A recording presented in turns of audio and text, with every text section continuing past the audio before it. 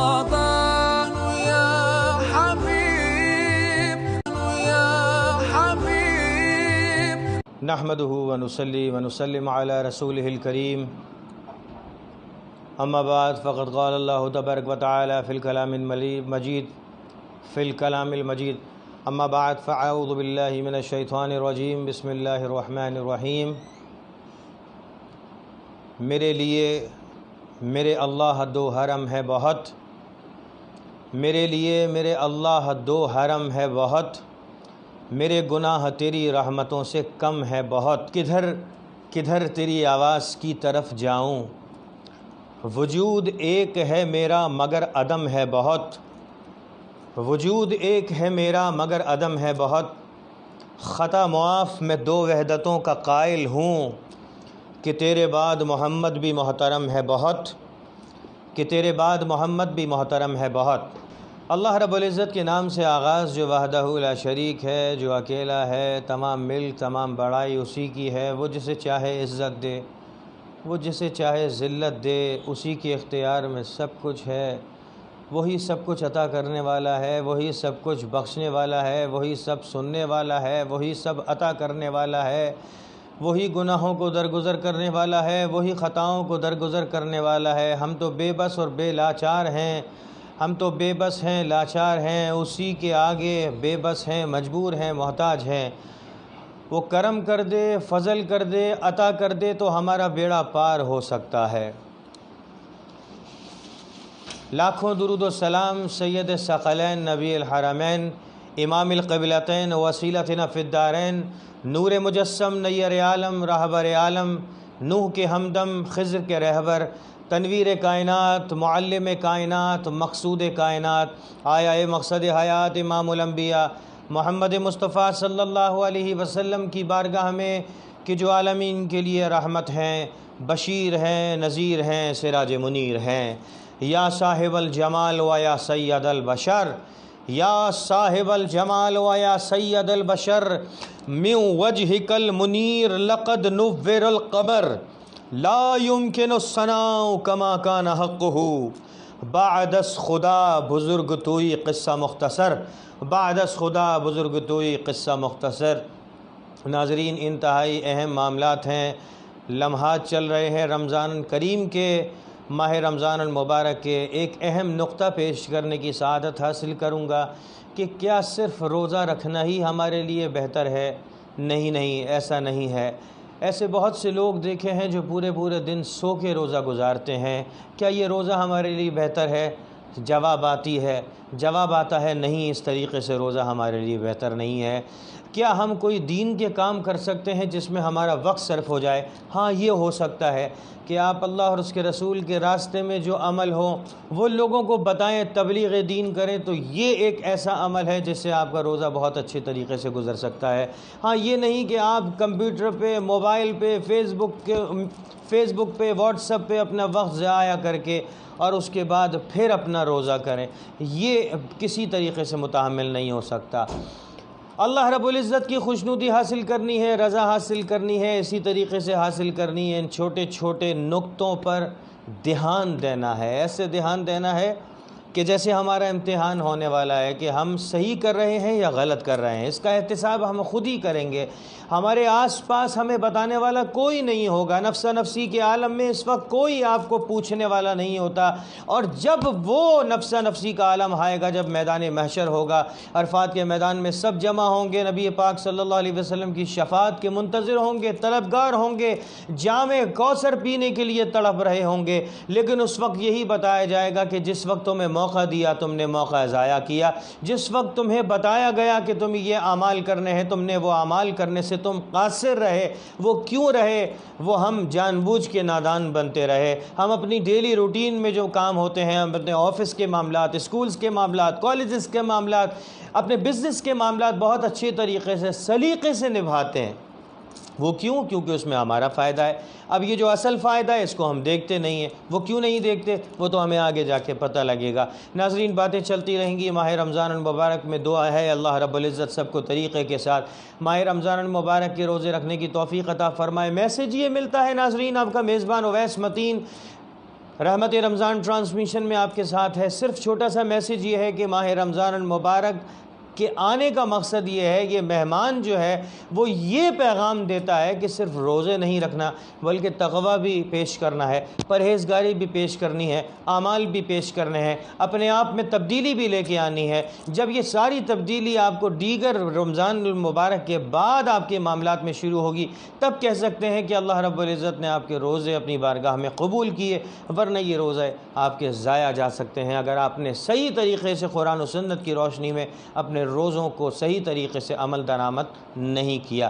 ناظرین، رحمت رمضان ٹرانسمیشن کے اس اسٹوڈیو میں ہر دن کی طرح اس دن بھی ہمارے ساتھ واجب الاحترام مقتدر شخصیت جناب حضرت علامہ قبلہ قاری طاہر محمود اعوان صاحب مدد اللہ علیہ موجود ہیں۔ ہم ان کو بھی خوش آمدید کہتے ہیں۔ اس کے ساتھ ساتھ بہت پیارے ثناخان مصطفیٰ جو پڑھنے میں اپنا ایک منفرد انداز رکھتے ہیں، چھوٹی سی عمر میں الحمدللہ انہوں نے حیدرآباد کا نام پورے پاکستان میں روشن کیا، جناب احمد رضا نیّر صاحب کو خوش آمدید کہتے ہیں۔ اس کے علاوہ ناظرین، ہمارے اسٹوڈیو میں ایک اور ثناخان مصطفیٰ صلی اللہ علیہ وسلم موجود ہیں۔ بہت چھوٹا سا بہت پیارا سا بچہ ہے، ارسلان ملک کو بھی ہم خوش آمدید کہتے ہیں۔ ناظرین، باتوں کا سلسلہ جاری رہے گا۔ میں قبلہ طاہر محمود اعوان صاحب رضی اللہ علیہ سے گزارش کروں گا کہ ماہ رمضان المبارک کی فضیلت کے حوالے سے ہمارے ناظرین کی خدمت میں اپنے موتی پیش کرنے کی سعادت حاصل کیجیے۔ نحمدہ ونصلی ونسلم علی رسولہ الکریم، اما بعد فاعوذ باللہ من الشیطان الرجیم، بسم اللہ الرحمن الرحیم۔ یا ایہا الذین آمنوا کتب علیکم الصیام کما کتب علی الذین من قبلکم لعلکم تتقون۔ صدق اللہ العظیم وصدق رسولہ النبی الکریم الامین۔ الصلاۃ والسلام علیک یا رسول اللہ وعلی آلک واصحابک یا حبیب اللہ۔ حمد و صلاۃ کے بعد ناظرین کرام، رمضان المبارک کا مبارک مہینہ ہمارے درمیان جلوہ افروز ہے۔ اللہ جل مجدہ الکریم نے روزے کے متعلق ارشاد فرمایا، اے ایمان والو، تم پر روزے فرض کیے گئے ہیں جیسا کہ تم سے پہلے لوگوں پر روزے فرض کیے گئے تھے، تاکہ تم متقی و پرہیزگار بن جاؤ۔ اس آیت مبارکہ میں کئی چیزوں کا پتہ چلا۔ پہلے تو یہ کہ اللہ تعالیٰ نے روزہ انسانوں پر نہیں بلکہ اہل ایمان پر روزہ فرض کیا، تو روزہ صرف مومن ہی رکھ سکتا ہے، مومن کے علاوہ کسی پر روزہ فرض نہیں ہے۔ اس کے بعد یہ بھی پتہ چلا کہ روزہ صرف اس امت پر نہیں، اس سے پہلی امتوں پر بھی روزہ فرض کیا گیا ہے۔ روزہ فرض کرنے کا مقصد کیا ہے؟ اللہ تعالیٰ نے اسی آیت میں بتایا ہے کہ روزہ تم پر اس لیے فرض کیا گیا ہے کہ تم روزہ رکھ کے متقی و پرہیزگار بن جاؤ۔ اب کس خوبصورت پیرائے میں جا کے اللہ نے اس روزے کا حکم ارشاد فرمایا۔ یہ بھی ہو سکتا تھا کہ اللہ تعالیٰ یہ فرما دیتا کہ تم پر روزے فرض کر دیے گئے ہیں اور تم روزے رکھو، لیکن اس آیت کی جو خوبصورتی ہے وہ یہ ہے کہ ایک مثال سے بڑے پیارے انداز میں اللہ تعالیٰ نے ہمیں سمجھایا ہے۔ روزہ ایک مشکل عبادت ہے، آسان نہیں ہے۔ جو شخص 11 مہینے کھانے پینے کا عادی ہو، وہ 1 مہینہ بغیر کھائے پیے صبح سے لے کے شام تک کیسے گزارا کر سکتا ہے؟ تو یہ ایک مشکل عمل تھا۔ اس کو اللہ تعالیٰ نے جب فرض کیا تو فرض کرتے ہوئے ساتھ میں ایک بڑی خوبصورت بات ارشاد فرمائی۔ مثال کے طور پہ آپ ذرا اس طرح اس کو سمجھ لیجئے کہ اگر آپ کسی شخص کو کوئی کام کہتے ہیں، کوئی بھاری مشکل کام کہتے ہیں، اور وہ مشکل کام جب آپ اسے کہتے ہیں تو وہ اتنا مشکل ہوتا ہے کہ سامنے والا یہ سوال کرتا ہے کہ بھائی یہ کون کرے گا، یہ کیسے ہوگا، تو وہ بندہ اس کی ہمت ٹوٹ جاتی ہے، اس سے وہ کام نہیں ہوتا۔ لیکن کبھی اگر آپ اسے یہ کام کہتے ہیں اور یہ کہتے ہیں کہ یہ کام صرف تم ہی نہیں کر رہے، کل تمہارے بھائی نے بھی اس کو سر انجام دیا ہے، کوئی نیا کام یا مشکل نہیں ہے، یہ جملہ سنتے ہی بندے کی ہمت بن جاتی ہے کہ یار اگر وہ کر سکتا ہے تو میں بھی کر سکتا ہوں۔ اس لیے اللہ تعالیٰ نے اس مشکل عبادت کو کروانے کے لیے ایک خوبصورت بات فرمائی۔ اگر وہ یہ کہہ دیتا کہ اہل ایمان تم پر روزے فرض ہیں اور تم روزے رکھو، تو پھر ہم یہ کہہ سکتے تھے کہ یا اللہ گرمی کے موسم میں صبح سے لے کے شام تک بھوکا پیاسا رہنا کوئی آسان ہے؟ تو بس ہمارے اس سوال پر میرے رب نے ہمیں یہ بتایا، فرمایا کہ صرف تم پر ہی روزے فرض نہیں کیے گئے، تم سے پہلی امتوں پر بھی روزے فرض کیے گئے، وہ بھی رکھتے رہے۔ جب ہمیں یہ پتہ چلا کہ ہم سے پہلے لوگ بھی روزے رکھتے رہے تو پھر ہماری ہمت بھی بن گئی کہ ہم بھی انشاءاللہ روزے رکھ لیں گے۔ اور ہمارے روزے تو کیا روزے ہیں جو صحابہ کرام کے روزے تھے۔ بدر کے میدان میں صحابہ کرام رضوان اللہ تعالی علیہم اجمعین نے روزہ رکھا، لیکن روزہ رکھا اپنی جگہ، سحر و افطار کا کیا اہتمام تھا؟ کچھ بھی نہیں۔ صحابہ کرام علیہم الرضوان نے جو افطار کیا آپ سن کر حیران ہوں گے کہ کھجوروں سے نہیں بلکہ کھجور کے اوپر جو جھلی ہوتی ہے اس گٹھلی کو منہ میں رکھ کے اور پانی کا گھونٹ پی کر، اور وہ جو جھلی ہوتی ہے اس کو جب وہ نرم ہو جاتی ہے تو اس کو چبا کر صحابہ کرام پانی کے گھونٹ کے ساتھ افطار کیا کرتے تھے۔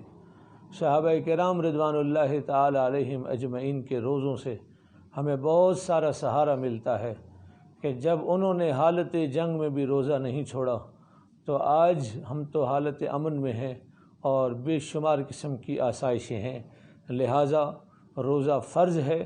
اللہ رب العالمین نے اس کی فرضیت کے بارے میں فرمایا دوسرے مقام پہ کہ فمن شہد منکم الشہر فلیصم، کہ جو بھی کوئی تم میں سے رمضان کا مہینہ پائے تو اس کو چاہیے کہ وہ روزہ رکھے۔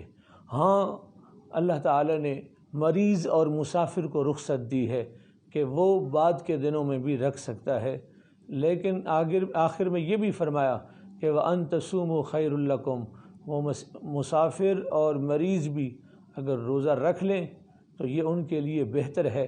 اور اس بہتری کا جو حضور نے ارشاد فرمایا اگر مومن کو پتہ چل جائے کہ رمضان کے مہینے کی کتنی عظمتیں اور کتنی برکتیں اور کتنی فضیلتیں ہیں تو مومن یہی چاہے گا کہ یا اللہ پورے سال رمضان کا ہی مہینہ ہونا چاہیے، ہمیں یہی رمضان کا مہینہ چاہیے۔ تو ناظرین کرام، یہ اللہ رب العالمین نے ہمیں ایک تحفہ عطا فرمایا ہے، بخشش کا ایک بہانہ ہے۔